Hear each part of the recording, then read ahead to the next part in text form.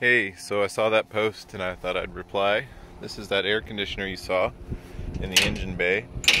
It's about 95 degrees outside and this is blowing hot air out right now. You can see it's got a pretty nice grill that's just open. Doesn't really affect at all the airflow. It's pretty hot, like there's a lot of hot air blowing through this grill right now. And then the engine bay in the back is here. You can see here's the coils. We've been parked out on a farm for a while, so there's some dust and stuff, but that's just, you know, from being on a farm. It stays pretty clean. There's cobwebs on the motor because we did drive yesterday, but you know,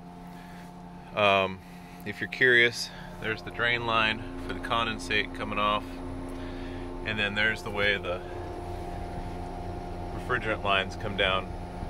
This is a 2-head unit system, so there's some other bundled cables along there too, and then those go up into the vehicle and get distributed into the 2 heads inside. Underneath you can see the skid pan I've got, which keeps the dirt off of everything.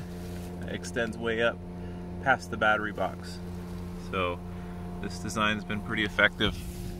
I hadn't had really any trouble. It's up high enough away from things. I did crush this tube once on a slope, so it smashed my little metal cover just a little bit, but it wasn't a big deal. Anyway, this is for those that are thinking about where to place things, and it works. It's also on rubber pads, so this is vibration isolated from the rest of everything else, so it doesn't really get that shock. If you have any more questions, let me know.